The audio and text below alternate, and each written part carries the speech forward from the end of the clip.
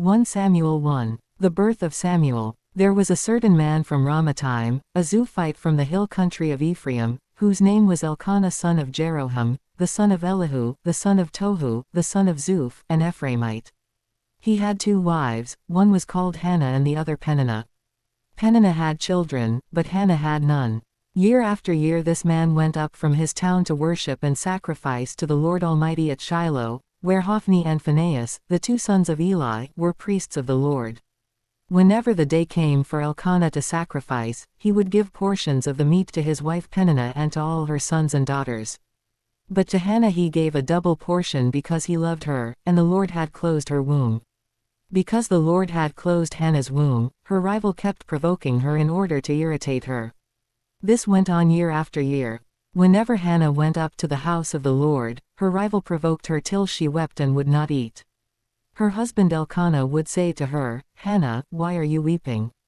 Why don't you eat? Why are you downhearted? Don't I mean more to you than 10 sons?"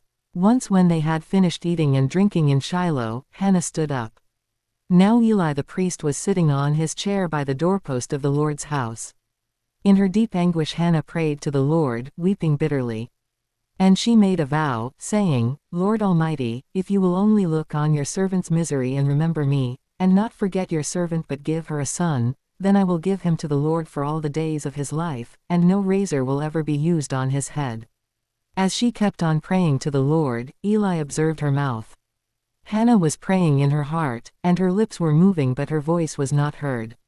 Eli thought she was drunk and said to her, "How long are you going to stay drunk? Put away your wine." "Not so, my lord," Hannah replied, "I am a woman who is deeply troubled.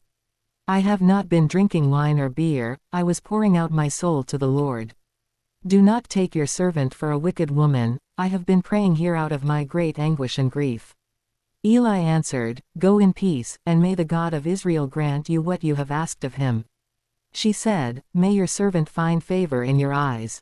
Then she went her way and ate something, and her face was no longer downcast. Early the next morning they arose and worshipped before the Lord and then went back to their home at Ramah.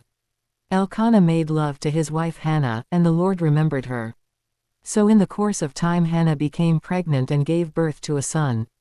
She named him Samuel, saying, "Because I asked the Lord for him." Hannah dedicates Samuel. When her husband Elkanah went up with all his family to offer the annual sacrifice to the Lord and to fulfill his vow, Hannah did not go. She said to her husband, "After the boy is weaned, I will take him and present him before the Lord, and he will live there always." "Do what seems best to you," her husband Elkanah told her. "Stay here until you have weaned him, only may the Lord make good his word." So the woman stayed at home and nursed her son until she had weaned him. After he was weaned, she took the boy with her, young as he was, along with a 3-year-old bull, an ephah of flour and a skin of wine, and brought him to the house of the Lord at Shiloh. When the bull had been sacrificed, they brought the boy to Eli, and she said to him, "Pardon me, my lord. As surely as you live, I am the woman who stood here beside you praying to the Lord. I prayed for this child, and the Lord has granted me what I asked of him. So now I give him to the Lord. For his whole life he will be given over to the Lord." And he worshipped the Lord there.